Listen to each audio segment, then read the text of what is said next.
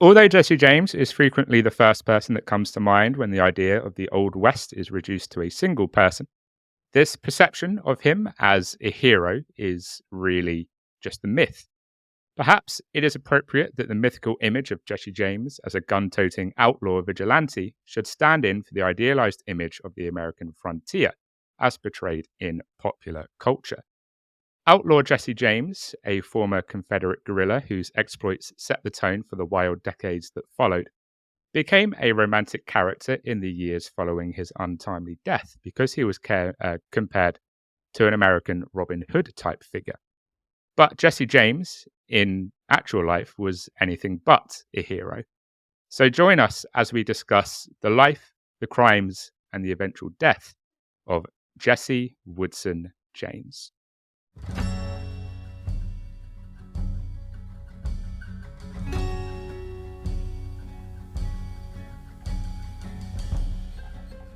Hello, everybody. Welcome to this week's episode of Horror House. I am Dom. And I'm Amy. And as always, thank you for being here. Thank you for choosing our podcast. Even when Amy sounds like she's in a tunnel, you have decided to come on and join us today. And we love you for that. Amy, how are you doing, my lovely? I know that you are in sunny Scotland right now. I am, which is also why I sound like I'm in a tunnel. So apologies if that's the case. It's still me, I promise. Yeah, I am in sunny Scotland at the moment. I'm looking after my parents' dog, who's made a little appearance on our Instagram just now. Yes. I think just was born to be on camera. Yes. She would probably do a better job than me, to be fair. So, yeah, someone should consider if you ever look for a new co-host. But yeah, I'm all right. I do apologise for my sound quality if it is particularly bad. Also, I'm rocking for our YouTube videos. I am rocking the Britney look today. Oh yes. Yes. I quite like it. It's I wouldn't want to do it every week, but it's working today. It kind of feels like It kind of feels like I'm on a call with my bank.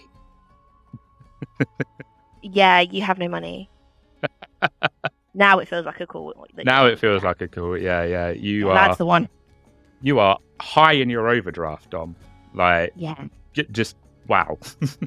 Yeah. We are giving you money at this point. Yeah. Are you okay? we're calling to make sure you're all right. Oh dear. Oh fuck! Do you know what I've just also thought of? What? I've got no true crime news whatsoever. Oh, Amy. Yeah, Amy. didn't even think about it, mate. Didn't even think about it. Should we do a quick Florida man while I'm on the... Unbelievable. While I'm on... What's the date today? It's the 30th of April. It's the 30th of April. Florida man. And we'll do that.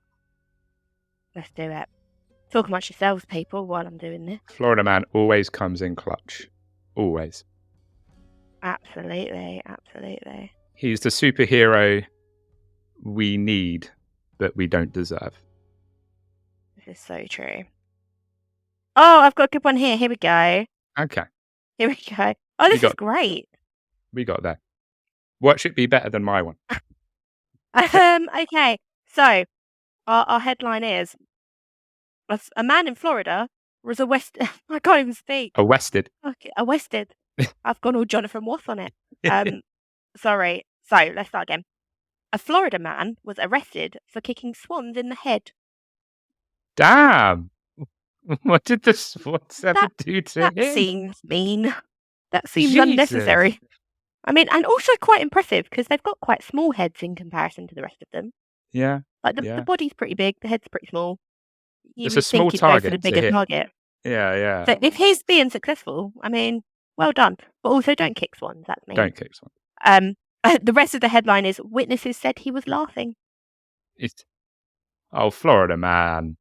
What a dick. Wow, he looked like exactly the kind of man you would be expecting to kick swans, to be honest. He looks like a swan kicker. Oh, he does.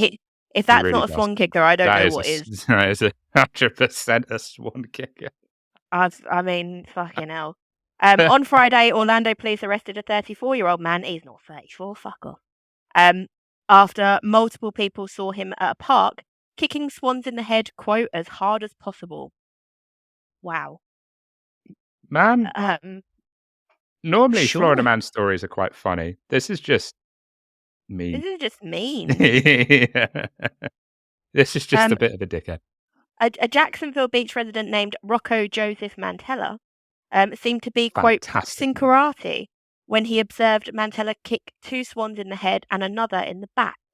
The same witness also said he saw Mantella kick a duck, which seemed to be sleeping. What did the duck do? What a dick! Why is the was duck just getting caught in the asleep. crossfire? He was just having a little snooze, and this bloke went up to him and went, "No, fuck you, duck. How dare And you then sleep on my booted him. time?" Another witness claimed he struck the same swan repeatedly, and his actions were, quote, intentional. Well, yeah. You don't Yeah. accidentally kick a Yeah. swan multiple times, No. do you? That's just mean.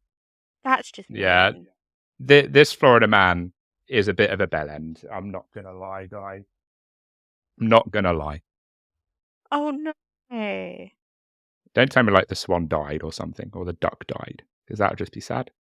I mean, he's just out. He didn't get taken to jail. He was released on $1,000 bond, which doesn't seem like very much. But No. there is good news. Fortunately, no swans were reported to have sustained serious injuries. Quote, an area check for the swans that were attacked was conducted, but we were met with negative results, the report concluded. So at least no swans were harmed in the making of this Florida man. But also, don't kick swans. Like, just don't be a dick. Yeah. Swans and They ducks. are bastard swans. Like, Leave they them are alone. absolute wankers. But I'm like, also they're horrible.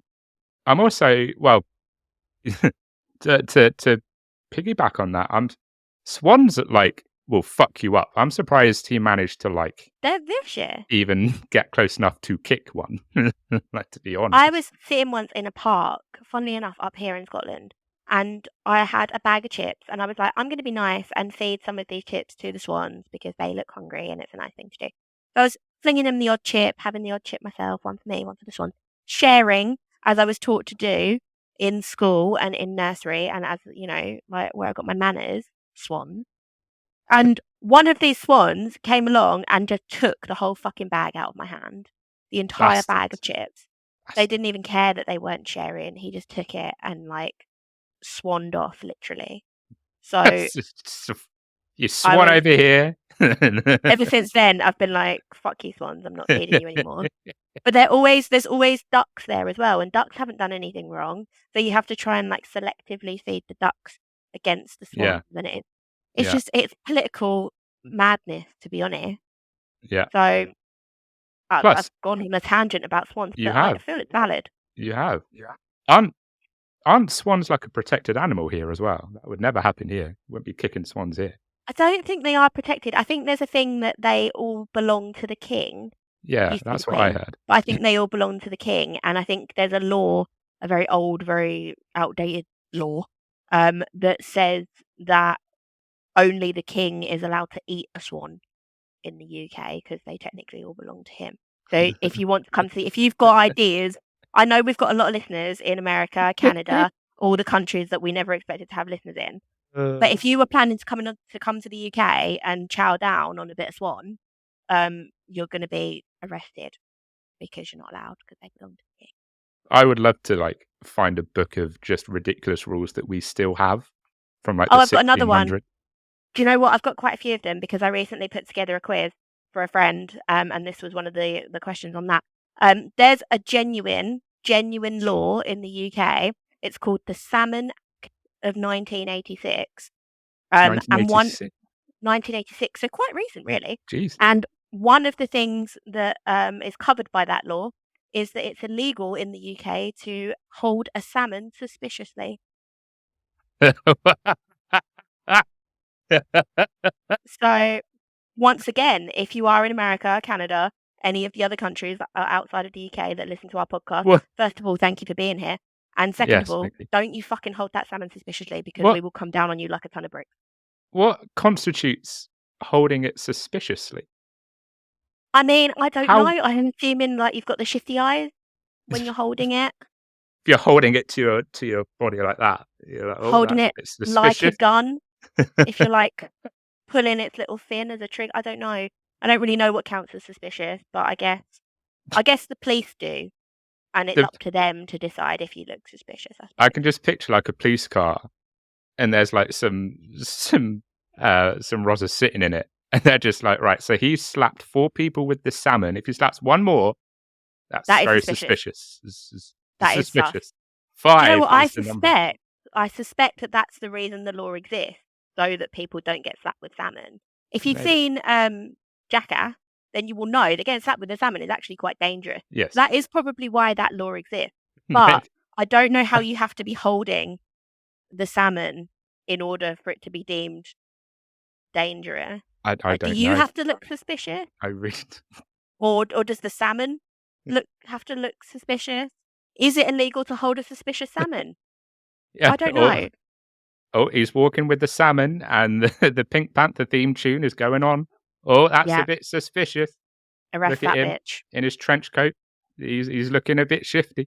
Yeah. Do you know what? The bloke looks all right, but that salmon looks well dodged. That's actually hilarious. I never knew that was a thing. Yeah, Our that's a genuine country is law that we amazing. still have. Yeah, crazy, isn't it? Craziness. So, from suspicious salmon to Jesse James, I'm sure someone can find a link in there somewhere. How much do you know about this American outlaw, Ames? Um, in all honesty, not very much. I know his name because you just told me. I know that he's a bit of a naughty boy. He's a And little naughty, naughty. I know that he was a bit of a Wild Westy He was. man. He was. Last week when you told me that this is what we were going to be doing, which we don't always do. Yeah, that was purely We accidental. we normally That keep it was a we secret, did. and I find out when you find out, he finds out when you find out. But last week Don was just like, "Fuck the rules, fuck the police, fuck their suspicious salmon," because I'm just going to tell Amy Yeah, what we're doing, and it just came yeah, out. it did. But you did recommend a film about him, and I purposely did not watch that film because I would rather find out What? from you. Okay. So yeah, I don't know much. You'll have to Is watch the the short film after answer. Yeah, I will. because it's good. To see all of the things that you got wrong. Well, the family of Jesse James, like the sort of descendants, say that it is the most accurate portrayal Okay. of him. So I don't know, but the pressure's on. The pressure is Okay. on. It was the most accurate portrayal of him up until. Up until up until a podcast like 200 Yeah, years later decided to exactly. talk about him. Exactly. Until today. It's the most accurate telling of his story. I've got like a bit of hair that's just doing its own thing. Anyway, Oh sorry, dear. that's irrelevant. Okay. Are we ready to talk about Jesse James and if he is really a Robin Hood type figure or very much not? Yeehaw, bitches. Yeah. Is Oh that not dear. appropriate? I thought we No, were the that is cowboy. appropriate. That Okay, is good. appropriate. It's very appropriate. Phew. Phew, I'm so glad. Cool. So Jesse Woodson James was born on September the 5th, 1847. Going way, way back for this one, in Clay County, Missouri, near the site of present-day Kearney. This region of Missouri was predominantly inhabited by immigrants from the Upper South, particularly from Kentucky and Tennessee. And as a result, it came to be known as Little Dixie. James had 2 full siblings, a younger sister named Susan Lavinia James, and an older brother named Alexander Franklin Frank James. You looked Oh, very okay. confused. Oh, the Frank is short for Franklin. Yes. Right, got it. I didn't think that. Yeah, for a second there, I just thought they were like, "Oh shit, we need 2 we need 2 middle names, and we'll just call him Franklin Frank." We've got Franklin. What else can we do? Yeah, Frank? where can we go from here? Yeah, no, but that makes sense. He was called Frank. That Oh makes a dear. lot more sense. Sorry, Um, sometimes I get a bit confused.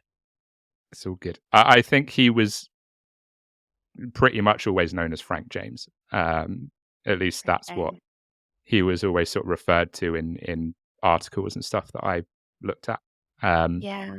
I'm already not liking either of them, to be honest, because number one, I've literally just said where they were born. it's not even anything to do with that. I don't even know if that place is bad or not. It's literally nothing to do with that. It's just the fact Jesus. that their names are two first names. Like I don't trust it. Oh, no, I suppose, You yeah. got Jesse James, and then you got Frank James, and the sister is Susan James, which granted wouldn't be like a normal name, but still two names. And James is a bit of a red flag for me anyway. Okay. Because James is just dickhead. If my ex is listening. So yeah, he's just a bit of he's already a red flag for me. Okay. Well, it doesn't matter if he turns out to be, you know, if he found the cure for cancer because he's called Jesse. Amy immediately hates him. Doesn't matter what he does from this point forwards. I'd assume he'd nicked it off someone else. Just assume he stole it from somebody else. Yeah, someone with only one first name.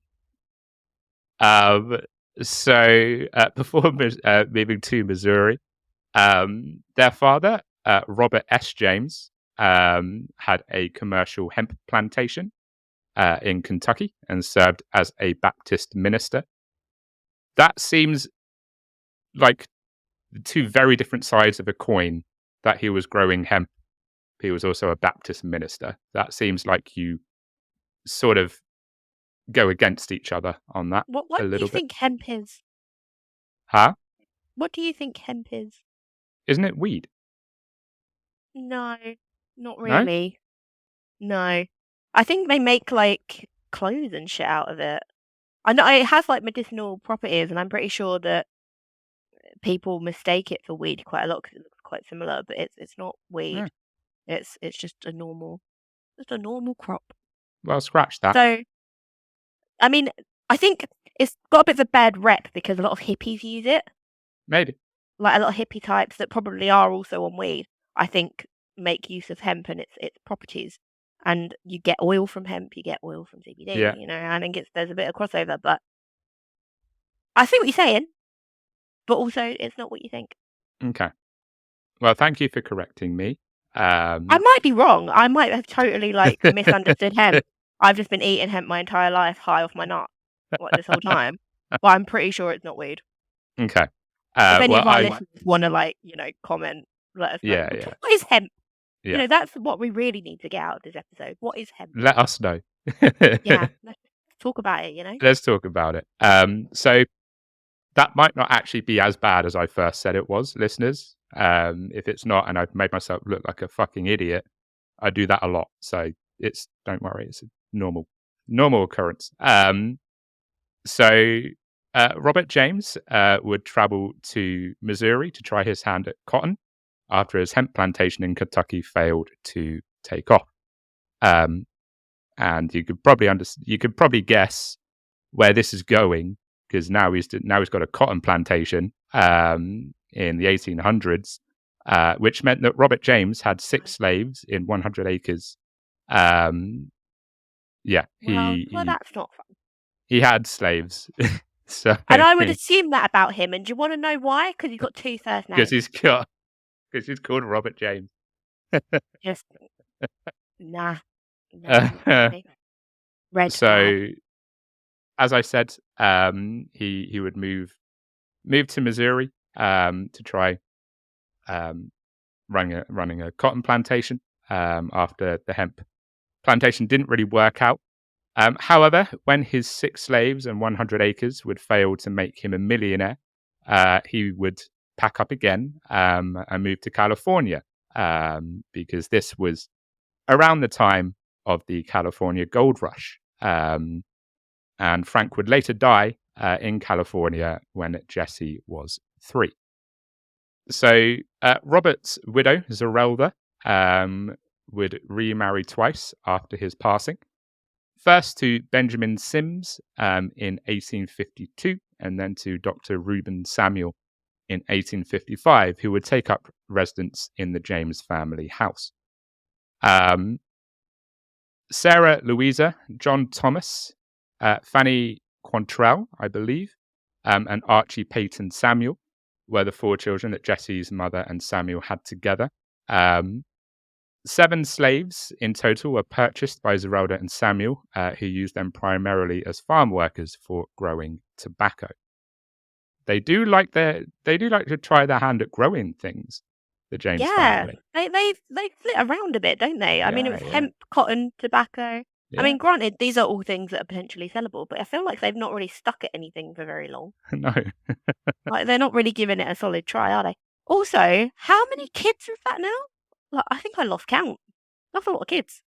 So there was 3. Jesse, there was Jesse, Frank, and then the sister. And Susan. Susan, that's the one. Jesse, Frank, Susan, and now there's what, 4 more? And then she would have 4 children with Reuben Samuel. So 6 in total. What? Honey, that's not 7. 6. Sorry, 7 in total. Are you okay? Did the hemp thing throw you off? For the next 10 years or so, the James family would live in relative tranquility, but that did not imply peace. And that's because the James family was smack dab in the middle of the first act of the American Civil War in 1850s Missouri. The 1854 Kansas-Nebraska Act marked the beginning of the problems. The act gave each territory the option to vote on whether or not it would be admitted to the Union as a free or slave state. The fighting between pro and anti-slavery forces would last 12 years in a period known as Bleeding Kansas until the end of the Civil War. Wild gangs of raiders and outlaws plowed deep into one another's territories to mercilessly massacre victims as the American Civil War would rage on. Both sides would routinely engage in hanging, lynching, and scalping. If you don't know what scalping is, watch Inglourious Bastards, because it's exactly what it sounds like. Yeah. If you don't know what scalping is, use your imagination. Pretty gruesome. It's pretty difficult. gruesome. Reuben, who obviously at this point was Jesse's stepfather, for instance, was imprisoned by Union soldiers in 1863 and subjected to torture in order to learn more about his group of guerrilla Confederate fighters. The troops would hoist him by the neck with a noose tossed over a branch until he would pass out, and also allegedly tied up the 16-year-old Jesse and gave him a lashing despite the fact that he hadn't been involved in any of the raids up to that point. What are you going to get out of a 16-year-old? Like, that just seems like It's more work. Yeah, it's a bit much. It's a bit much. I appreciate the workload isn't the thing that I should be bringing up here. Obviously, you're abusing a 16-year-old child, but like you would think that, it's just extra effort for not a lot of payoff. Yeah. And I'm sure Jess was like, what the fuck did I do? Like, Dude, I'm 16. I'm just vibing. I don't even know why I'm here. The hell? Like, what's going on? So perhaps this personal act of violence against Jesse, previously too young to participate in the rebellions before, inspired him to join the Confederate guerrilla forces. Frank James would team up with a guerrilla group that rode into Lawrence, Kansas, the same year that the James farm was raided, and they killed about 200 men and boys. At the age of 16, Jesse James also joined these bandits in 1864, who were led by Bloody Bill Anderson. The now famous raid on Centralia, where several unarmed villagers were slaughtered and their scalps were amassed, was commanded by that same Bloody Bill. And if that wasn't enough, the mob would then attack a train of wounded and inactive Union soldiers, murdering at least 100 men in the process. Jesse and Frank James would pursue the survivors, who they didn't manage to get, and would shoot all of the men who attempted to surrender, including the commanding army major. Unsurprisingly, Union military authorities forced the James family to leave Clay County as a result of their actions. Shocker. Yeah. Despite being told to go south past the Union lines, they instead proceeded north, crossing a state border and entering um, the Nebraska territory. After Bloody Bill Anderson would be killed in an ambush in October, the James brothers would split. Frank would go on to Kentucky, and Jesse would travel to Texas under the direction of Archie Clement, who was one of Bloody Bill's lieutenants. It was here, at the age of 17, Jesse received a life-threatening chest wound when he was shot attempting to surrender after colliding with a Union cavalry patrol near Lexington, Missouri. Jesse would heal from his chest wound at his uncle's boarding house in Harlem, Missouri, under the care of his first cousin, Zerelda Mims, named after Jesse's mother. I'm very excited to see your reaction to this. Jesse and his cousin Zerelda would begin a 9-year relationship that led to their marriage. Of course they would. Yeah. Do you know what? As soon as you said exactly where I was as soon as you said he was looked after by a female cousin, I was like, well, they're fucking. Obviously. They don't give a shit about inbreeding. They're just going to get it on. It's a different time. Yeah, it's a different time. Different time. Different time. It's just it's not good. First cousins as well. Like just first cousin. No. Like that's a bit mank. I'm not gonna lie. You're playing a dangerous genetic game. Yeah, absolutely. So named after his mum as well. Literally in the throes of passion. He's screaming his mother's name. Yeah, it's pretty. You would hope anyway, like if they're having a good sex life, which I wish on anyone, even if they are a bit of a dick. Then, yeah, that's not good. It's not just the whole thing. The whole thing. The whole first situation. Just this whole situation is bad. Yeah, and it went on for 9 years, which can't have been that bad. The one positive that I can glean from this specific cousin relationship marriage, it could be worse. It could be worse because Edward Allan Poe. Do you mean Edgar? Edgar, not Edward. Sorry. I'm sorry. I'm pointing out all your mistakes tonight. You so really are. You really are. Let me try that again. Yeah.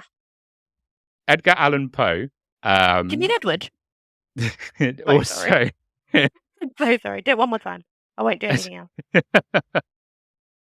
So the one positive that I can glean from this is that Edgar Allan Poe did the same thing. He married, I'm pretty sure it was a first cousin, which is bad. Right. So like this, it's also not great. However, I'm pretty sure Zerelda was of legal age. And what I mean by that is Edgar Allan Poe was 27 when he married his first cousin, who was 13. I'm pretty sure it was 13. Okay. So, I mean, that's young, isn't it? That's this isn't great. Don't get me wrong. Don't marry your first cousin. Not ideal. It's not ideal. But it seems like she wasn't a child. I mean, you've had to pull that one out the bag to justify what Jesse James did. But yeah. I'm just saying. I mean, I think moral of the story is don't marry your cousin. Especially unless you're a member of a royal family. Yeah. Then it's almost expected. Yeah. But other than that, just find somewhere else. Yeah. Get on Plenty of Fish. Get on. And if you're Hinge. If you're going to, that might be where you get into a relationship. Meet your cousin. Yeah. So, God. Not don't marry your first cousin, but if you do, make sure that you're not close to your 30s and they are barely into their teenage years, because that's literally old enough to be. I mean, only just old enough to be a dad, but old enough to be a dad. Like, I think that.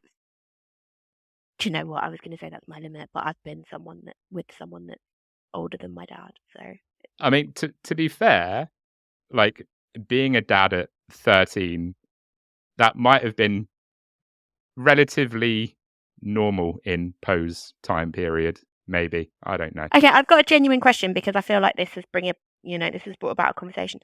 Dom, how old would you go, and how young would you go? Oh God. Oh God, I'm going to open myself up to judgment from the internet. It's gonna. I'll go afterwards, and I'm almost guaranteeing that mine's more shocking. So you know what?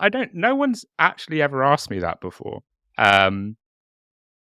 If we're talking about younger, I think 10 years is probably the limit. I wouldn't go beyond that. okay. As Okay. for older, I don't actually know about old. I've never thought about the upper age limit. I've always been like Yeah. 10 years younger is my cutoff. Mhm. Because I don't want to be in my mid-30s and like going out with someone who's like 19, and then I'm just like the geriatric person in this relationship. like Yeah. like So what can't about do older? anything. What about if they're older than you? Maybe similar, 10 like years older. 10 years ish. Maybe So like mid about that. 40s. Yeah. Just to out your age there. Early 40s, mid 40s. Okay, well, I'm just gonna say mine. I would go anywhere between 20 to 60. Fair. But for clarification, my dad's 57. Fair. But I think age is just a number, isn't it? Unless Yeah. it's illegal, in which case Edgar Allan Poe, don't fuck your cousin who's 13. Like, it's common sense, isn't it? I mean, even I have like the odd 20-year-old contact me online, and some of them like are into weird shit, like they're calling me mummy and stuff, and that makes me feel a bit dirty. And I don't really want, and not in a fun way. I don't really want. It's a bit weird, but for the right 20-year-old, I'd go there, and then for the right 60-year-old, I'd also go there. And by the right 60-year-old, I mean the one with 6 figures in his bank account. So Okay. yeah, it's a bit of a broader gap, but not your cousin. At no point does my cousin fall into that spectrum. Yeah. So it's uncertain whether Jesse and Frank James participated in the Clay County bank robbery of 1866. After the James brothers successfully carried out further robberies and became legends in their own right, some observers credited them with being the leaders of the robbery. Others have stated that Jesse was still bedridden due to his injuries and therefore could not have participated. No evidence has been discovered that connects either brother to the crime or definitively rules them out of being present. So I suppose it depends on who you believe. Jesse did not gain notoriety until December the 7th, 1869, when he, and quite likely Frank as well, robbed the Daviess County Savings Association in Gallatin, Missouri. The robbery would yield little money, and Jesse is thought to have shot and killed the cashier, Captain John Sheets. And that was because he mistook him for Samuel P. Cox, who was a militia officer who had killed Bloody Bill Anderson during the Civil War. And Jesse obviously wanted to get a bit of revenge and ended up shooting just an innocent bank clerk. Oh dear. Oops. Oh dear. Oops. What do you reckon he said? Big oops. Like when he noticed, do you reckon he just went, "Oh, fuck"? Yeah, I don't know. What It's Jesse James. He probably just didn't really care much. Guy's just bleeding out on the floor, and he's like, "Do you know what? Don't know if anyone's ever told you this, but you look so much like Samuel P. Cox. Like, you are the spit, mate, and that is why you're dying." Yeah, but you're not. So It's I unfortunate apologize for for you. shooting you. Yeah, bless him. What was the bank clerk's name? What was his real name? uh, where was it? Captain John Sheets. Oh, sorry, Shade. Sorry, mate. Sorry, Sheets. It's unfortunate for you. Mondays. Err. Mondays. Yeah. Don't you just hate it when you think it's going to be a good day and then you get shot? And then you get shot. It's just so rubbish. Because someone thought you were someone that you're not. With not even a cousin to nurse you back What to a health. crappy day. A massive manhunt was launched to apprehend the killers, but Frank and Jesse would rapidly elude capture. The 1869 robbery established Jesse James as the most well-known survivor of the former Confederate bushwhackers. He was officially labeled a outlaw for the first time, and Missouri Governor Thomas T. Crittenden offered a bounty for his capture. This was also the beginning of an association between James and John Newman Edwards, who was the editor and founder of the Kansas City Times newspaper. Jesse's and the James Younger gang's noble image was meticulously cultivated with the help of Edwards, who penned articles about the gang declaring, quote, "The James gang are men who might have sat with Arthur at the round table, ridden in tourney with Sir Lancelot, and won the collars of Guinevere." Popular representations of Jesse depict him as a Robin Hood figure who robbed from the rich and gave to the poor, which was something that Edwards helped cultivate. Sort of, he was the one who was putting the positive spin in the media of Jesse James. However, you'll be shocked to know that there is no proof that the group ever distributed any of their riches to the poor, and it's quite likely that Jesse only circulated the takings within his inner circle and within the gang, and kept the rest himself. Yeah, I probably would too.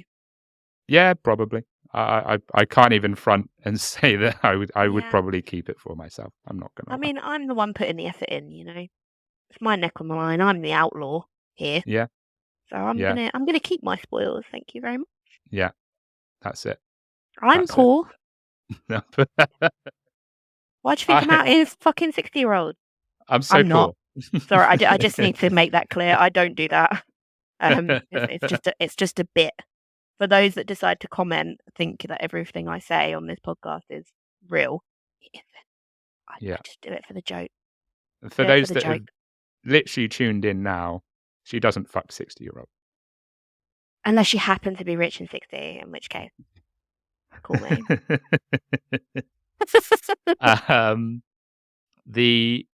So as mentioned, just a few bullet points ago, the James brothers would form the James Younger gang, which included Cole Younger and his brothers John, Jim, and Bob, as well as Clown Miller and other former Confederates.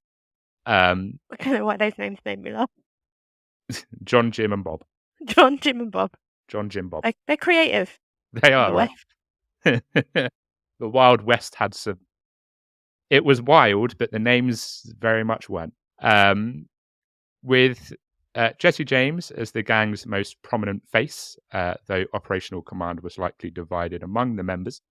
The gang committed robberies from Iowa to Texas and Kansas to West Virginia.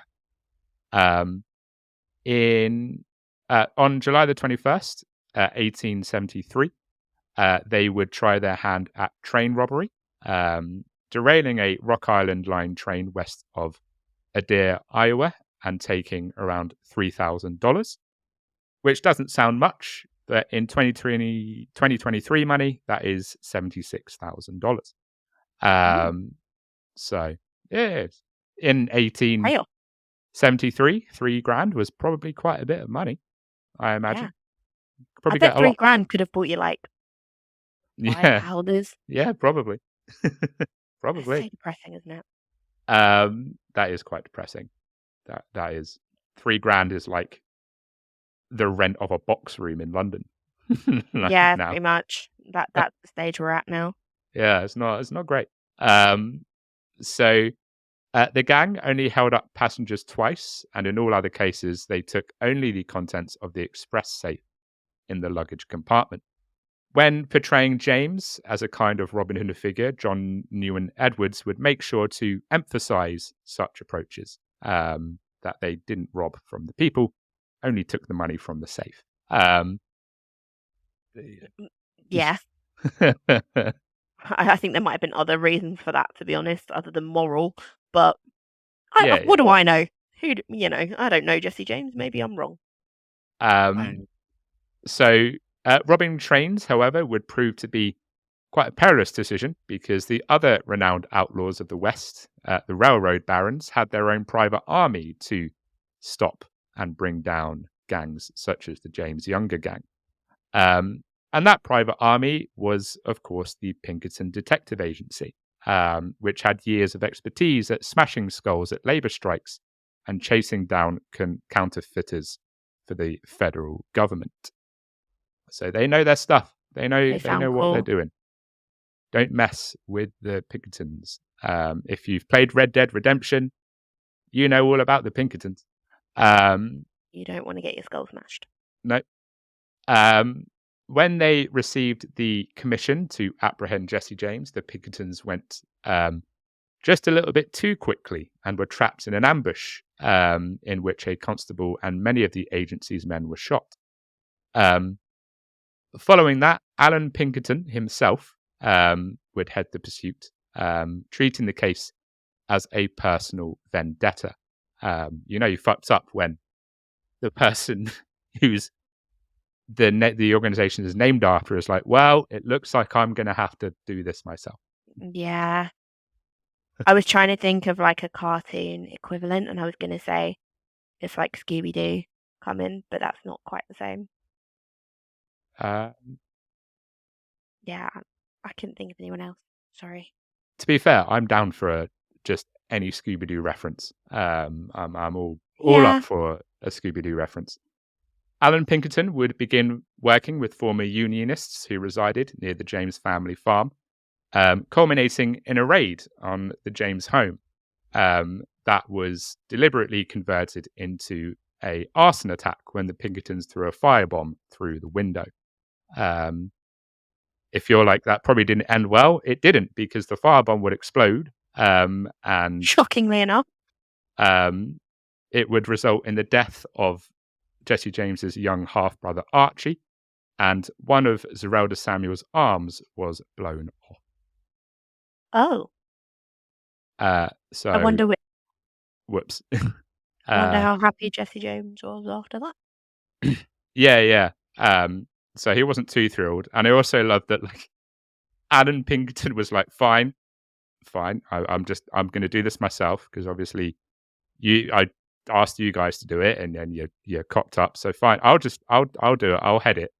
And then it ends with them killing James's young half brother and Zerelda Samuel's missing an arm. Yeah. Whoops. Just having a talk with him afterwards, like, Alan, this is why we don't let you out, right? This is why we're handling shit now, and you're just sitting in your office looking pretty. This is why you do the paperwork, Alan. You take it too far, all right? This isn't the 1850s anymore. We've moved on. You just need to calm down. Let someone make you a cup of tea, put your feet up, and just do the odd press conference. No more firebombs, all right? This happened before, Alan, and then there's a reason why we pulled you off of the field, and you've gone and done it again. We've talked about this, Alan. Who gave you the firebomb? We told them specifically, do not give Alan a firebomb, because this will happen. Someone is getting fired. And also firebombed. So Pinkerton would later deny that the raid's purpose was arson. Don't know if that's going to wash after the end result of that. However, biographer Ted Yeatman, fantastic name, just like that, just like the firebomb was yeeted through the window. What a great name. He would not survive in 2024 with a name like Yeatman. He wouldn't. You are going to be meme central. He really wouldn't.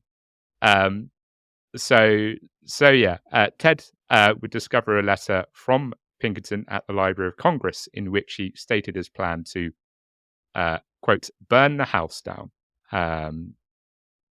So you can say it wasn't intentional arson, but it kind of sounds like it was. Yeah. No, I meant it metaphorically. I'm going to capture Jesse James and metaphorically burn this house down. Yeah. I've done such a good job. That's it. I'm going to get a star on my star chart. And Zerelda might lose an arm. And Archie might die. It may happen. It might. It's Did Archie actually die? Oh, that's sad. Yeah. Oh, he didn't do anything. I don't think. So yeah, it is. Neither did Zerelda's arm, to be fair. Neither did Zerelda's arm, no. Yeah. My sympathies are in the wrong place, clearly.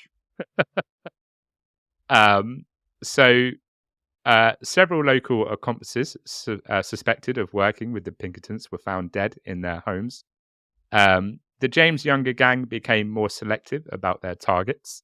And one of them, the Northfield Bank in Minnesota, would prove to be a watershed moment in the lives of Frank and Jesse James. But before we get to that, I think now's a good time to have a little break, have a little breather, before we get to the spiral that is the second part of this here episode. Amy, what do you think? Yeah, I reckon so. I reckon I need to brace myself. Yeah. It all goes a bit Pete Tong for Frank and Jesse at this point. I'm not going to lie to you guys. I mean, it's not going great so far anyway. But yeah, if it's getting worse, I definitely need to top up my drink, I reckon. Gets a bit worse. So before we get to that, we'll take a quick break and we'll see you here in just a few moments.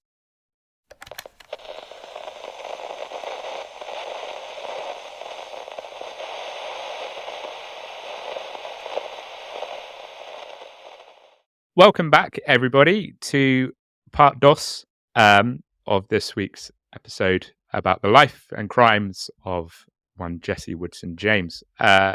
Amy, I know part one started off as probably a bit of a boring history lesson, but how have you found Jesse James so far? What do you think of him? Do you still think he's a dick because of his first two names? Like, where are we at? Do you want to know what's really upset me? Go on. And I don't know if it's because I was so enraged in the first half that I just wasn't paying attention. But his name's Jesse James, right? Two first names, fucking annoying. Middle name is a last name. It is. Yes, it is. What? Like, what fucking naming convention are we using for this guy? So that's even more annoying. So I'm not too keen on him. Also, he killed someone. I mean, he's killed lots of people at this point. So not his biggest fan, but mostly the name. The name's annoyed. I did get called out last week because when we were talking about Elliot Rodger, like my biggest outrage was the fact that he was really unoriginal when naming his manifesto. Oh yeah, I saw the I got called out for that. But this week I'm just really annoyed that Jesse James has two first names and a last name for his middle name.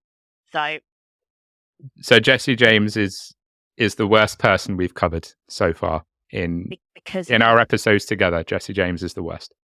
Yeah. So yeah, Amy is not a fan of Jesse James at the moment.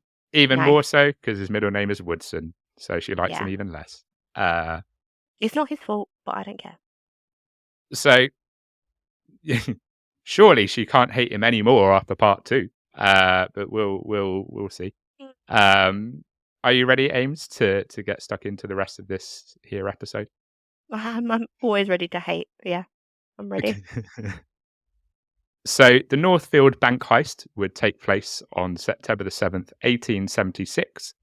That morning, the James Younger gang rode into town and would gather at the bank. Two of the group members took up sentry positions outside while the rest of the gang entered the bank to break the safe. Surprisingly, the clerk decided it was a good idea to lie and claim that the safe was on a time lock, despite one of the robbers putting a knife to his throat. Sorry. I admire the conviction. I think if that was me, I probably would have just been like, you know what? Have at it.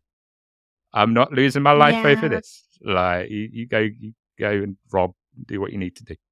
Yeah, I mean, I'd like to think that I'd try to be brave and like stop them. But to be honest, I wouldn't. It's not my money. Who gives a fuck?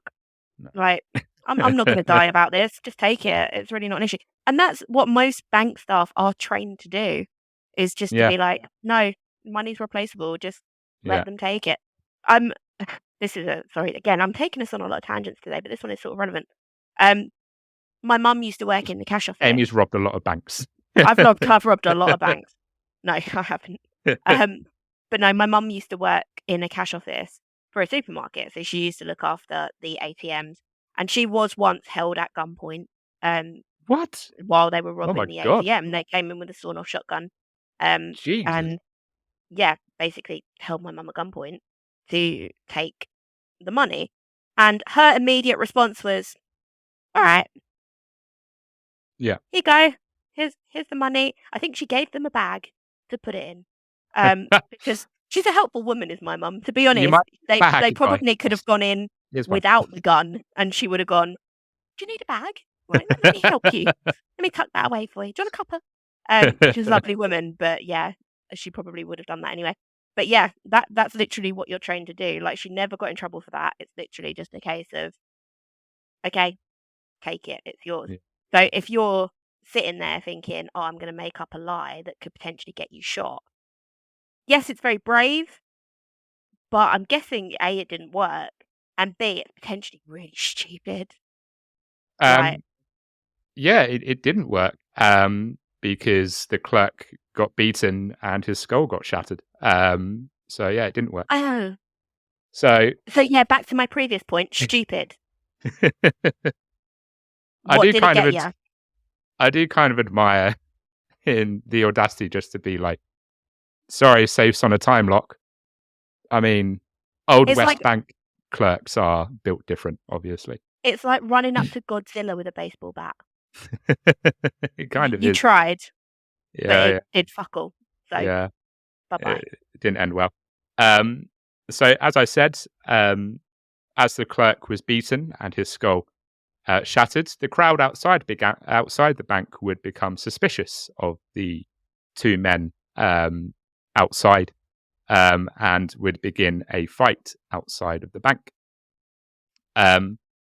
The two sentries or two gang members outside the bank would fire into the air to clear the street, which would have quite the opposite effect, and things degenerated into a shootout. The men inside the bank halted what they were doing and fled, stopping only to shoot the clerk who had lied to them to hold them up. So he got beaten and he got his skull shattered, and then he just straight up got shot.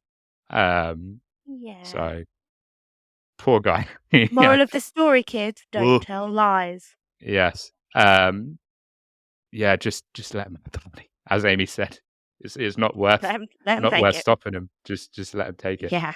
Um, so the group would narrowly escape Northfield, leaving two dead gang members behind. The brothers would eventually separate from the other gang members and flee to Missouri. The militia would quickly locate the Youngers and another bandit, Charlie Pitts. Pitts would die in a gunfight, and the Youngers were imprisoned. Except for Frank and Jesse James, the James Younger gang had, by all intents and purposes, been utterly destroyed. So, if you want to watch an instructional video on how to rob a bank, not saying I'm not saying you should, but if you're interested in robbing a bank and you want to know how to do it, I wouldn't look at this case, because this kind of went a bit sour. A bit It sets sour. up. Yeah. It didn't go good. Also, if you are looking up how to rob a bank, don't Google it. No. Like, dumb. Like 101. Yeah. Not the best way of doing it. But yeah, no, this definitely isn't the best No. example. And No. if someone tells you while you're robbing said bank that there's a time lock on the safe, sus. Very sus. Although I'm pretty sure most safes have time locks these days, but But yeah, I've it only ever was. seen. Sorry, I'm pulling out like some really fucking random anecdotes tonight, but they're all somewhat relevant. So this one, I've only ever seen one bank safe, and it's in Revolution Bar in Leadenhall Street in London, which is now a bar, not a bank anymore. But the safe Mhm. is still there, and the only reason I saw it is because I was at a. Why have I started this story? I've just realised how this story ends, but now I'm going to have to finish it, aren't I? I You was at a are. kink fair.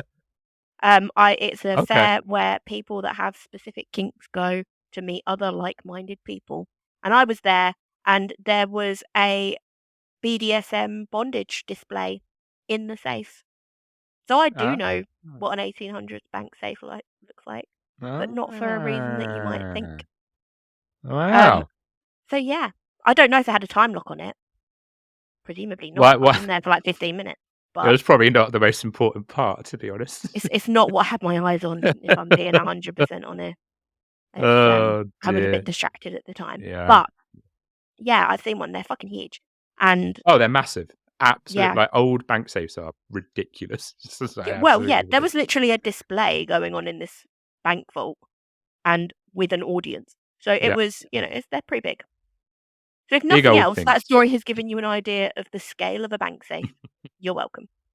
Don't read anything else into it. Just ignore everything up to bank safe. Um. So Sorry, so mum. yeah. Uh. I mean, if your She mum don't fucking listens, listen. okay. I was about to say, I'm sure your mum's heard worse on this podcast. I Um. think I might have told her that I'd gone, to be honest, so it doesn't really matter. So yeah, the Northfield bank attempted robbery, went a bit wrong. Smidge, yeah. For the James Younger gang. Um. So later in 1876, Jesse and Frank would appear in Nashville, Tennessee, under the identities of Thomas Howard and B.J. Woodson, respectively. Frank would appear to calm down, but Jesse, the old outlaw that he was, would remain restless. Um, so in 1879, he formed a new gang and returned to his life of crime, hijacking a train at Glendale, Missouri, now part of Independence, on October the 8th, 1879.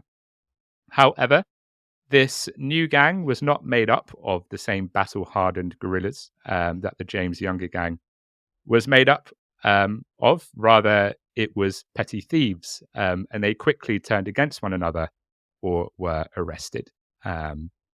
It's believed that Jesse James himself killed one gang member to stop him from turning himself into the authorities and scared away another. Oh, good. So High staff turnover. doesn't sound like the greatest gang in the world, but yeah, Yeah. Jesse, obviously that crime itch was too enticing. He had to go back Yeah. to it. You can't say he's not his father's son, you know? No, Like, his dad was like, I'm going to grow hemp. Nah, fuck it. I'm going to grow cotton. Nah, fuck it. I'm going to grow tobacco. Jesse James is just like, okay, I lost my gang. New gang. get a new gang. So, there's definitely a family Yeah. trait. So with his gang practically destroyed, and increasingly paranoid, Jesse James trusted only the Ford brothers, Charlie and Robert Ford, who would become very, very important in the rest of this story.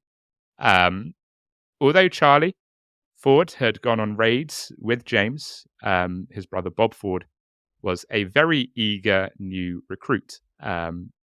He was kind of the first super fan. He very much put Jesse James on a pedestal. he very much believed the myths and the legends surrounding Jesse. Okay. Just And fangirled out. he was very much a fangirl. James had wanted the Ford brothers to live with him and his family for safety reasons.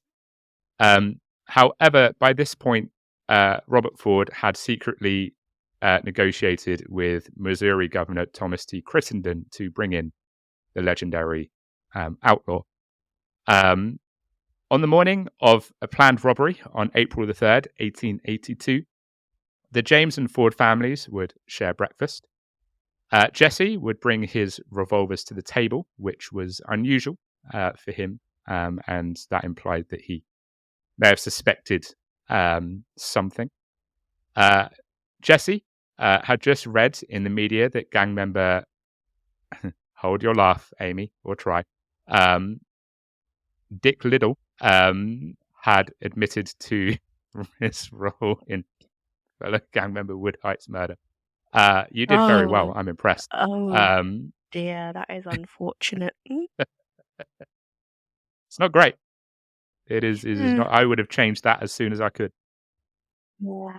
Why'd you break up with that guy? Diglett. Oh, yeah. I mean, Poor guy. it surely now Jesse James or Jesse Woodson James is not the worst name we've come across so far. Surely this is worse. I tell you what, you say that. I'd still trust Dig Little. What is his name? Dick. I can't even say it. Little. It's Dick Little. Like it's Like at the it's spelled supermarket. Liddil. So I'm pretty sure it's pronounced Little. Liddle. Liddell. I don't know. But I'd trust a little dick over Jesse fucking James. He just sounds like, if you imagine that you don't know anything about Jesse James, but instead what you know is that he's gone to college in America and he's part of a frat, right? Mm. Now what is Jesse James like? Because in my head he's a fuckboy. No. Fair. Like that, it's just the name. I'm sorry, I've got like a really bad name prejudice, I think. Yeah. If there's any Jesse James, well, it's not even just the name Jesse. Like Jesse, I'm fine with. Although for a man, it conjures, fuckboy images. But it's Jesse James that I've got the issue with. Yeah. That's fair. That's fair. Yeah. But yeah, Dick Little is just unfortunate. It's bad, isn't it? You can only pray that it's ironic. It's like for well, him. that's and it. That guy is packing. Because if that's the case, then it's funny. But if it's not and it's true, then yeah, just change it. So yes, James had just read in the paper that gang member Dick Little had admitted to his role in fellow gang member Wood Heights murder. And of course, this raised the eyebrows of Jesse James as to why the Fords hadn't told him about it. Robert Ford would later state that he believed Jesse knew that they were going to betray him and bring him in as the wishes of Thomas T. Crittenden. However, Jesse would do quite the opposite of I think what a lot of people would probably expect. You would expect maybe he would kill the Fords before they would bring him in. But Jesse didn't do that. Instead of confronting Charlie and Bob, Jesse would cross the living room and place his revolvers on the sofa. He would then turn his back and see a dusty picture hanging on the mantle, so he stood on a chair to clean it. I think his last word, or like his words when he saw the picture was doesn't that picture look dusty, or something to that effect. Okay. It was here that Robert Ford would draw his gun, with Jesse turning his head slightly when hearing the gun cocking, and Robert Ford would fire a single shot into the back of Jesse's head.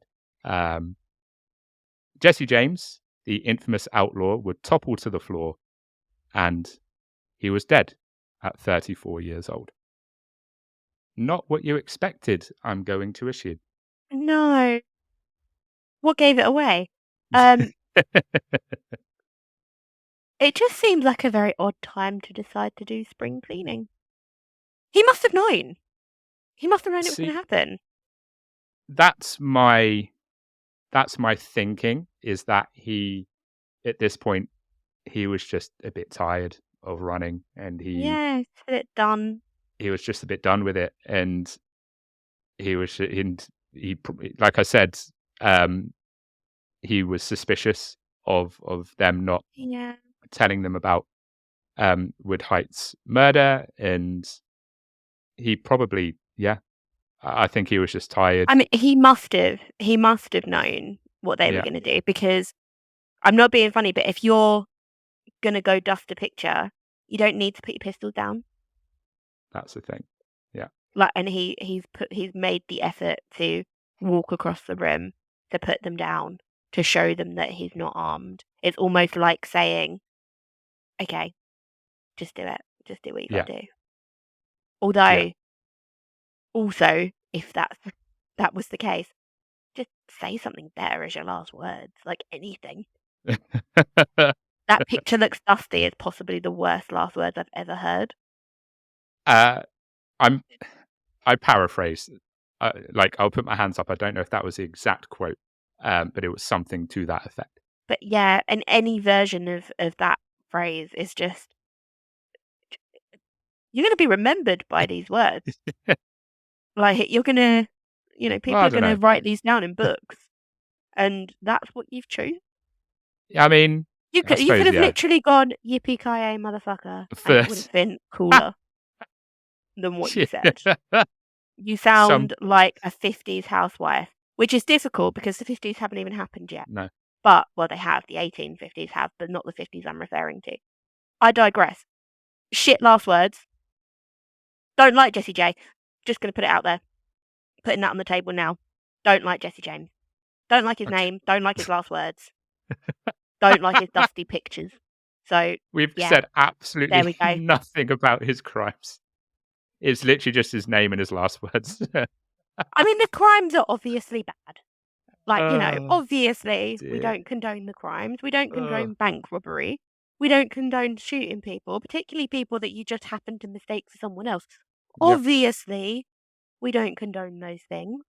But he has crimes that aren't technically crimes. And one of them is his name, The other one is his last words. is his last words. These are both, crimes for which death can be the only appropriate penalty. So, Otherwise, they wouldn't be his last words. But you get what I mean. exactly. But yeah, that was That was Jesse James. the end of Jesse James. Not the end of our story, but that was the end of Jesse James. Yeah. An unexpected. I mean, I've seen the film, The Assassination of Okay. Jesse James by the coward Robert Ford. I've seen it a few times, so I knew, like, this was how it ended. But it's quite the opposite of what you would assume would be the end of Yeah. Jesse James. Yeah, definitely. I mean, as far as like assassinations that have gone on to be quite famous go, very, very dull. Very like run of the Very dull. mill, just shot in the back of the head type assassination, not interesting Yeah, at all. And when you think about the other famous assassinations like JFK and stuff, it or Lincoln, that's he got shot, but it's more of a yeah. story. Or like Bonnie and Clyde, fucking hell, that was a scene. That was Yes, it insane. was. They went out in Um, a blaze of glory. exactly. Old they did. So yeah, if I ever go on a crime spree that ends in my assassination, I'm gonna Bonnie and Clyde it. I am not gonna Jesse James it. Yeah, I think that's how I would go as well, to be honest. And you can bet your ass that my final words will be yippee-ki-yay, motherfucker. but yeah, a not outlawish end to the life of Jesse Yeah. James. So understandably so. A person of Jesse James's stature, his death would become quite the nationwide phenomenon, quite the nationwide news story. The Fords would make no attempt to hide their involvement in the assassination, and Robert Ford would contact the governor to receive the bounty, receive the award for Jesse's death. However, when the Ford brothers did turn themselves in, they were quite shocked to learn that they had been charged with first-degree murder. Um, Uno reverse card, played by Crittenden. Yeah. Yeah, sure, you can have your bounty, but also you're under arrest. It's, awkward, sorry. Yeah. Um, but in a quite whirlwind turn of events, and this happened in the span of one day, the Ford brothers were indicted, pled guilty, sentenced to death by hanging, and then granted a complete pardon by the governor. Holy shit. That's What a a lot in a whirlwind! day. Yeah, That's a bit much. can you imagine? I would be fucking exhausted. I would be like, what a day. I tell you Jesus. what, at the end of that day, you have earned a nap. Yeah. Pop your head down, 100%. get yourself a blankie, take 20 100%. minutes because that's a roller coaster. I would use that as well. If anyone was like, I've had such a hard day, I would be like, mate, I got indicted, sentenced to death, and then complete pardon, all in a day. Like, Yeah. it's been stressful. I'm not going to lie. I mean, at least it ended with a pardon. Could have been That is worse, true. but That is true. yeah, that is that's a lot. That is just a sign of how slow our judiciary system is these days. After receiving a small portion of the reward money, definitely not as much as they expected to get, Oh yeah. the Fords would flee Missouri. Later, they appeared in a touring stage show where they would reenact the assassination. Night after night, Robert Ford would recount his story and play out the No. assassination of Jesse James. However, his masquerade would be short-lived as he was met with catcalls, jeers, hoots, and challenges. Yeah. I don't know how I feel about that. Like, I mean, it makes sense. Like, what are you up to tonight, Billy Bob? Are you off to doing anything fun? Yeah, I'm actually gonna go and see that play. You know, the assassination of Jesse James. I've got big plans. I'm gonna heckle that dickhead. oh no. I mean, I'm not the heckler. I don't know how I feel about him reenacting this night after night after night after night. I mean, what else is he gonna do? To be fair, I mean, true, like once true, you're known as that, there's not really true. many avenues for you to go. It reminds me a bit of. Do you remember the episode we did on the Kobe cannibal, Yeah, where he was by a shit ton of technicalities released, and then he was just like, "Well, I can't really do much, so I'm just gonna write a book about what I did." fair. No, Like, what true, else? Once you're known nationwide as the man who shot Jesse James, what other true. like job opportunities are there for you? I suppose. Although, presumably, he wasn't an actor before, so No. So, public opinion was divided between those who opposed Ford's murder of Jesse, and I think that was very much an opinion. Hence, the name of the film, "The Assassination of Jesse James by the Coward Robert Ford." yeah, The general consensus was he shot him in the back, and he was very much branded as a coward. yeah, he shot an unarmed man in the back of the An head. unarmed man in the back. Yeah, So yeah, opinion was divided between those who opposed the murder of Jesse and those who believed it was past time to put an end to the infamous outlaw. So what happened to Charlie and Bob Ford? I hear the voices ask. Well, Charlie, suffering from at this time period, incurable tuberculosis and a morphine addiction, would commit suicide in Richmond, Missouri on May the 6th, 1884. As for Bob, he would later have a tent saloon in Creede, Colorado. Um, On June the 8th, 1892, a man by the name of Edward O'Kelly would travel to Creede with and loaded a double-barreled shotgun. Entering Robert Ford's saloon, he would simply say, quote, "Hello, Bob," before shooting Robert Ford in the throat and killing him instantly. Okay. And I'm not going to lie, the fact that he was just like, "Hello, Bob," and then shot him, that's cold, and I kind of like it. Yeah, I kind of I like it. like that one. I was gonna Yeah. say, like, it's last words not great, but last words before you shoot someone, peak. Yeah. That's good. Yeah. I do still feel like he could say something better, but hello, Bob, and then cold-blooded, shot in the throat as cold-blooded well. shot. Yeah. Shot in the Pretty throat. hardcore. Wow. Pretty hardcore. I forgot to put this in my notes, but off the top of my head, O'Kelly would be charged with first-degree murder, sent to prison, obviously, and then a 7,000, like a petition signed by 7,000 people, was sent to like the governor of the prison, I think, and then he was pardoned and released. And then he died later on in a fight with the police. So, yeah. Okay. A bit of a whirlwind for O'Kelly. So following his death, Jesse James would be packed on ice and transported by train to Kearney, where he was displayed and visited by hundreds of friends, fans, and curious visitors. He was initially buried on the family property, but was eventually relocated to a cemetery in Kearney. The original footstone is still present, but the family has since replaced, or the family replaced the headstone. Jesse's mother, Zerelda, penned the following inscription for him. Quote, "In loving memory of my beloved son, murdered by a traitor and a coward whose name is not worthy to appear here." Oh. Wow. Scorned.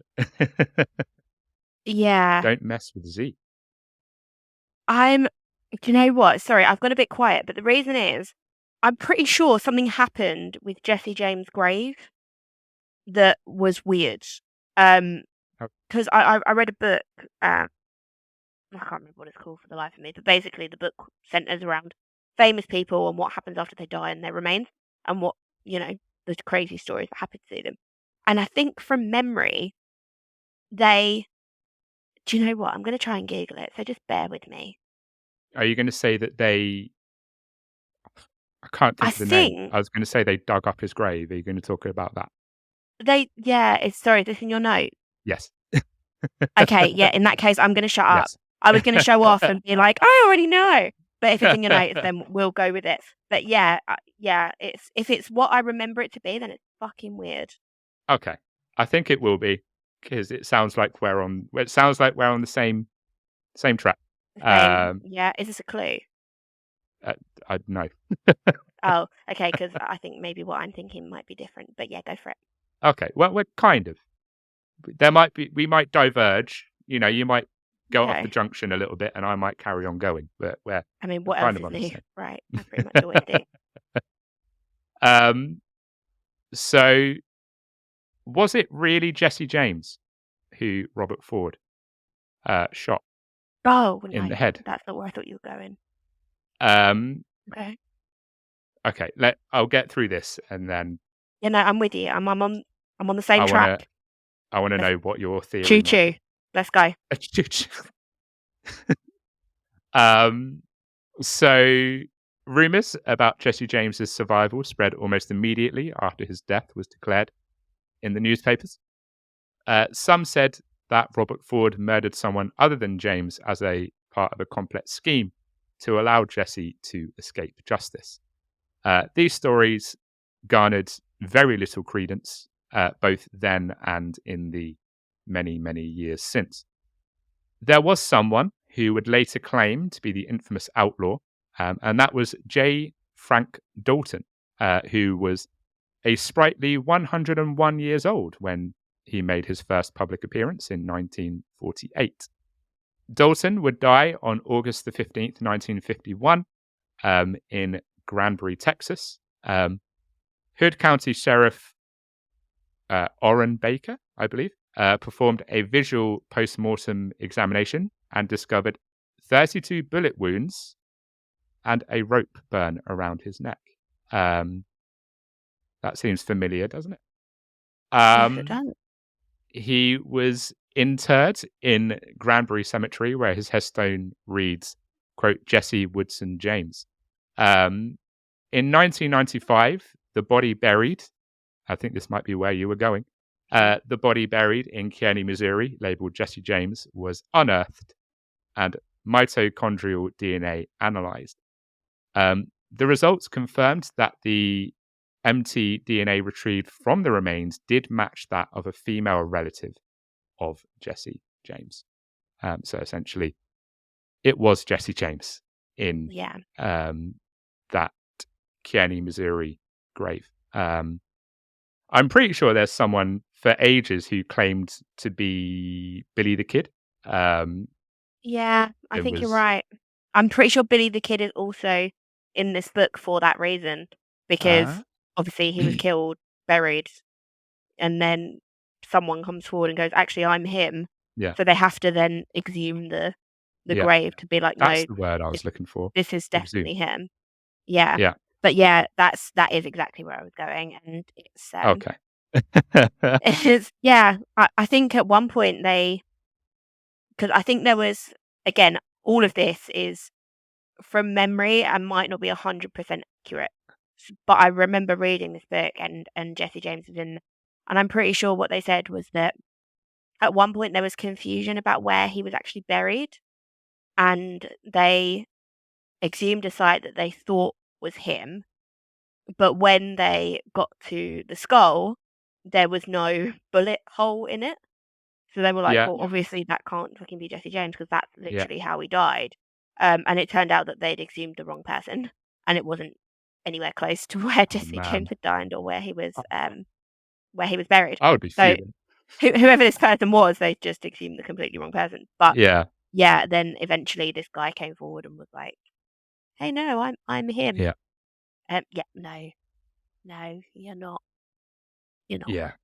I mean, fair play. Like, there was quite a few people, I think, that came out and were like, yeah, I'm Jesse James. Yeah. It's not surprising, really, is it?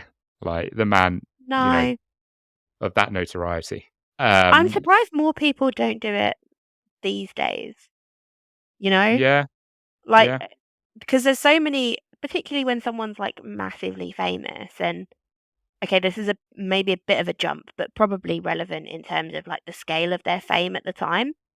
Like when Michael Jackson died, loads of people were just like, no, he's not dead. He didn't really die. And there's all these conspiracy theories about how people have seen him and how, it was all just a ploy to get out of like the ridiculous amount of debt that he was in and all this kind of stuff. So I am surprised that there's not more people that have. But then I suppose we've got a lot more DNA testing. It's a lot more freely available these days. But yeah, you would think someone would have tried and been like, actually, no, I'm Michael Jackson. Or even, I don't know, like I'm Michael Jackson's kid. Yeah. Or, just to try and claim something from it. I'm surprised it doesn't happen more. But back then, you can imagine it would have been. All it really takes is for you to live in like quite a small town where you can go around to your neighbours and go, actually, do you know what? I'm Jesse James. And if you've got a slightly above normal knowledge of him and the event, then a small town is quite likely to believe you. Yeah. And really, that's all it takes. Yeah. So I'm sure there were people that did think that he was him for quite a long time until it was, scientifically proven not to be. Yeah. Yeah, 100%. And plus, so I'm not being funny. If someone came over to you and went, I'm Jesse James, your first thought wouldn't be, no, you're not. Yeah. Because why lie about it? It's just a very odd thing to lie about, particularly as he's a bad person. Why Yeah, just yeah. pick someone better, Yeah. please? Someone who's not got two first names, right? Yeah, literally anyone else. In the decade that followed Jesse's assassination, stage and television has immortalized the James Younger gang, particularly Jesse. Um, After his death, the outlaw has been presented as a frontier hero or a type of Robin Hood. However, as stated earlier, there is no proof that he shared the loot from his robberies with anyone other than his gang members. In the 1950s, Jesse was portrayed as a psychologically damaged individual rather than a societal rebel. Even though his image as a quote heroic outlaw is frequently depicted in movies, songs, and folklore, historians have given a different view. Since the late 20th century, historians have categorized him as a terrorist and self aware vigilante who exploited local tensions to establish his own myth among the many insurgent guerrillas and vigilantes that emerged after the American Civil War.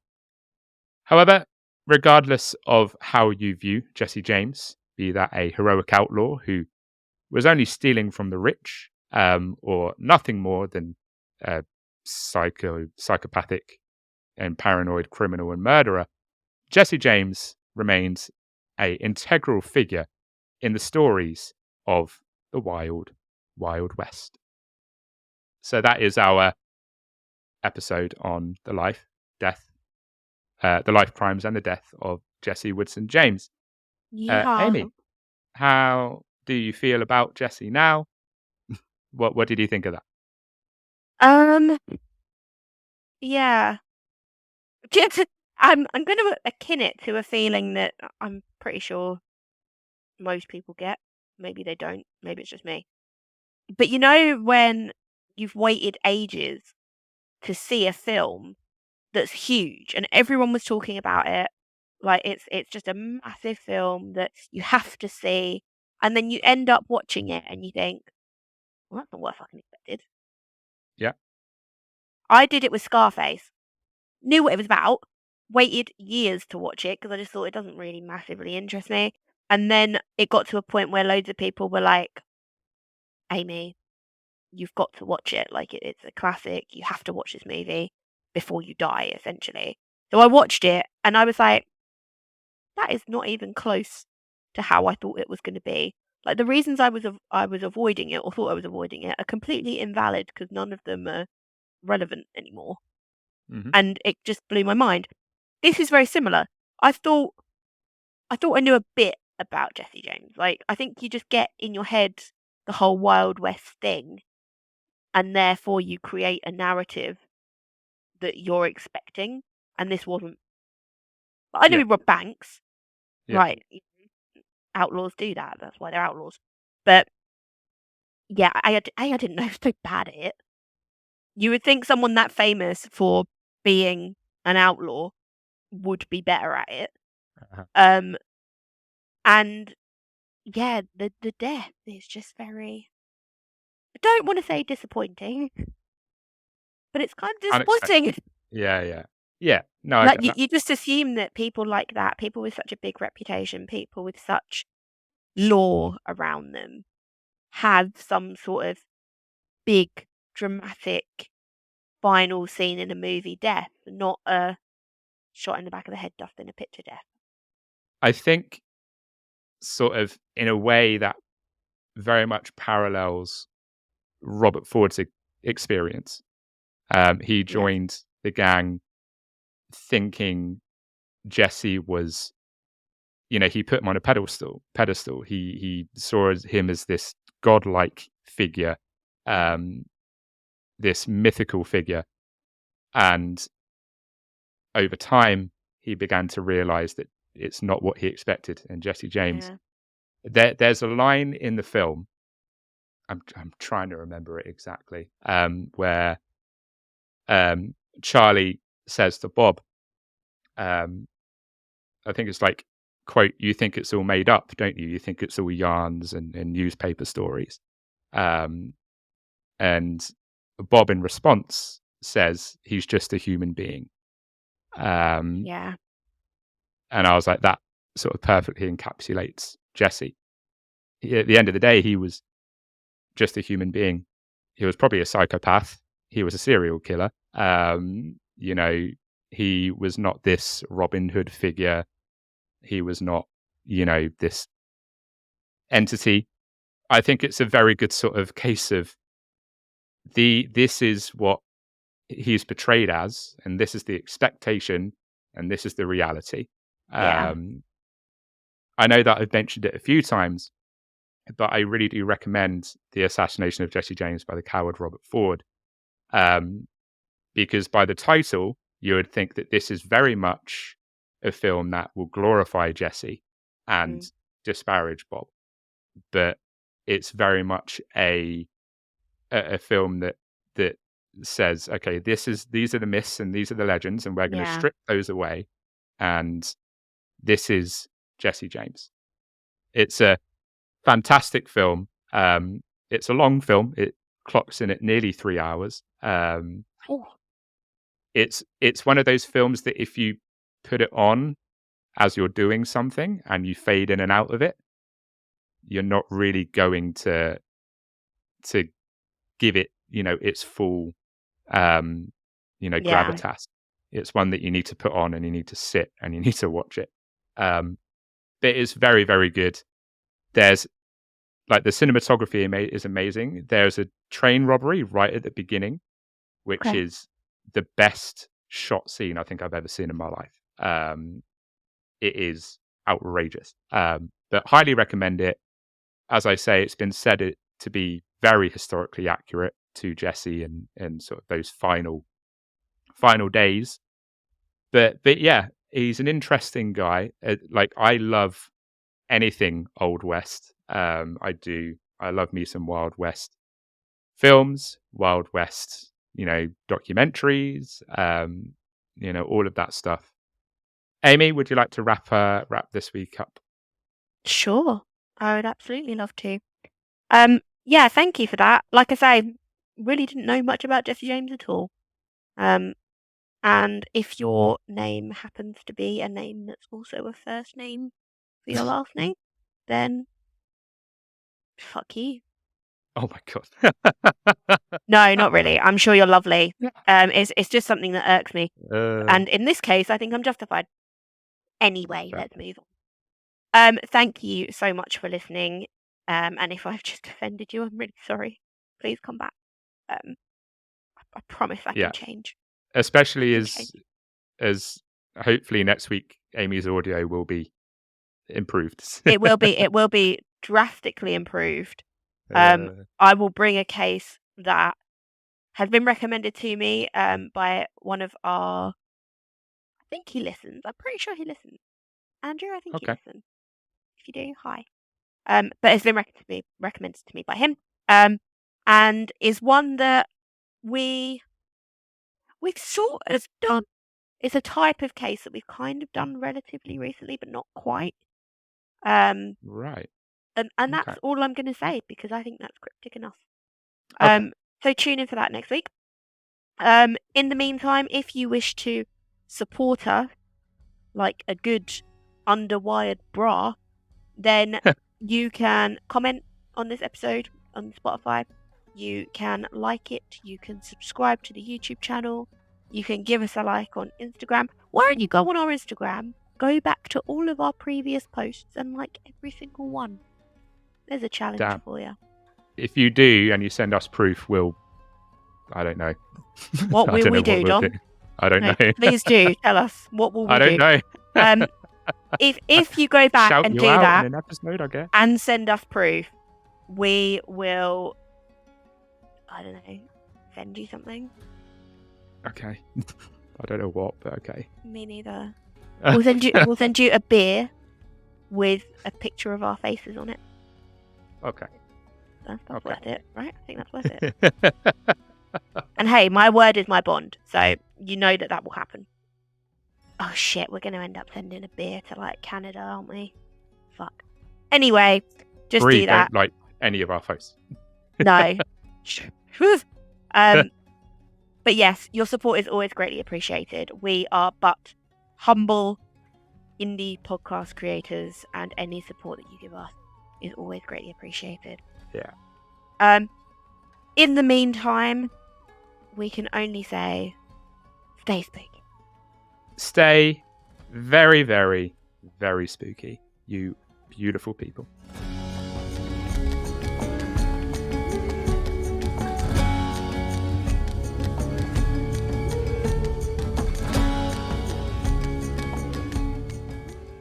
So, if you put together an outlaw gang, Mhm. what would they be called, Ames? The backdoor band. What would your gang be called? Is the sexy dance selling it to you? I don't even know if it's sexy. No, in all seriousness, I'd want to be called something scary. Maybe like I don't know. You've put me on the spot here. You have to I prepare know. me for these things. Because if you don't prepare me, then I come out with shit like backdoor bandits. The backdoor bandit. Well, I mean, to be fair, your MO could be like when you rob banks, you always go through the back. You never go around the front. Like, I mean, if you take off the robbing back part, that's basically my motto anyway.